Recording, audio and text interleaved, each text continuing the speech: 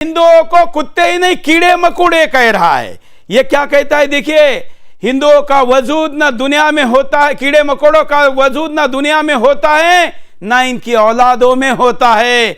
देखिए क्या कहता है, और इसकी सिंपैथी लोग दे रहे हैं। मन अबदा अला हबीबिका खैरिल खल्क़ि कुल्लिहिम। ये किसे मालूम नहीं है? अरब में जाओगे तो भी सुनाई देगा, अमेरिका में जाओ तो सुनाई देगा, अफ्रीका में जाओ तो सुनाई देगा, हत्ता के हुजूर के रोजे पर जाओ, हुजूर के रोजे की जालियों के दरवाजे पर भी कसीदा बुर्दा का शेर आज भी लिखा हुआ पाओगे। ये है नबी की तारीफ करने वालों को अल्लाह जमीन पर हमेशा बाकी रखता है, और गुस्ताखी करने वाले मौसमी कीड़ों की तरह आते हैं। मौसम खत्म होते ही इन कीड़ों का वजूद न जमीन पर होता है ना उनकी औलाद में बाकी रहता है।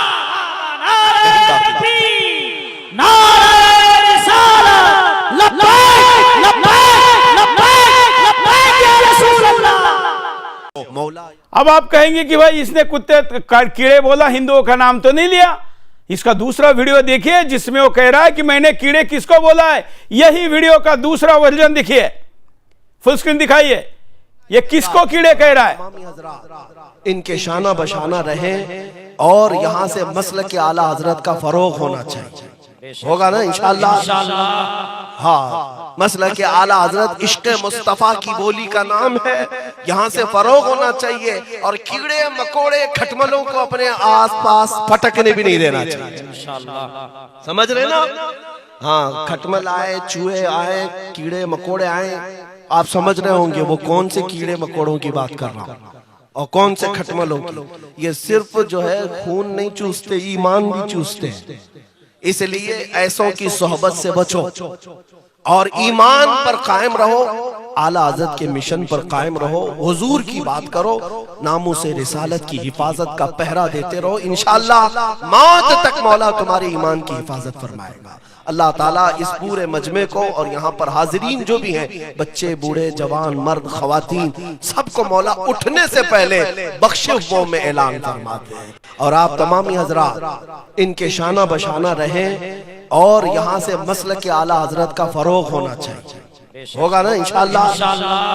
हाँ, मसलक के आला हजरत इश्क मुस्तफा की बोली का नाम है, यहाँ से फरोग होना चाहिए, और कीड़े मकोड़े खटमलों को अपने आस पास फटकने भी नहीं देना चाहिए। समझ बताइए, हिंदुओं को पहले कीड़े मकोड़े, पहले कुत्ते कहा, फिर कीड़े मकोड़े कहा, और फिर कुत्ता कहने के लिए क्या कहता है? सरकार नाम के गाड़ी के नीचे चलने वाले कुत्ते हैं। मतलब मैं सबूत दे रहा हूं, जिसके बाद इस गालीबाज को, हिंदू द्रोही को जेल के बाहर कभी आने नहीं देना चाहिए। 100 करोड़ हिंदुओं को 15 मिनट में खत्म करने की बात करने वाला हो इसी, और इसके अंदर कोई फर्क नहीं है। ये चट्टे बट्टे एक ही थाली के हैं, और इसके लिए इस पर कार्रवाई सख्त होनी चाहिए। देखिए, कुत्ता ही नहीं कहता, कुत्ते की उपमा देने के लिए उदाहरण स्वरूप क्या कहता है? ठहरने की जगह है, ये तो दुनिया है। आज ये जो पाखंडी भोगते हैं, इन्हें ऐसा लगता है कि गवर्नमेंट हमारी पुष्ट पनाही कर रही है। ये गवर्नमेंट के बलबोते करते हैं। इनकी हैसियत में आपको बताऊं, उस कुत्ते की तरह है जो बैलगाड़ी के नीचे चलता रहता है। आपको पता है, बैलगाड़ी के नीचे कुत्ता चलता रहता है, और उस कुत्ते को क्या एहसास क्या रहता है? वो इस बात पे चलता है कि पूरी बैलगाड़ी मैं ही चला रहा हूं।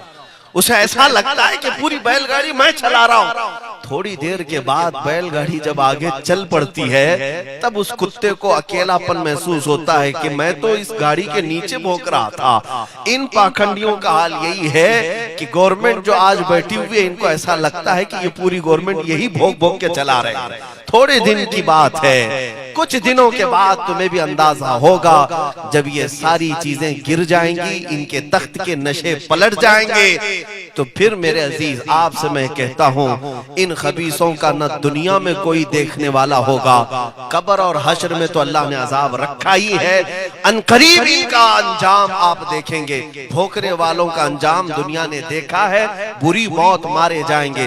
अब आता हूं मैं नबी पाक की बात पर, लेकिन उन पर जिसने उंगली उठाई, न नबी का मर्तबा कल कम हुआ था, न आज कम हुआ है। न भागने की जगह है, न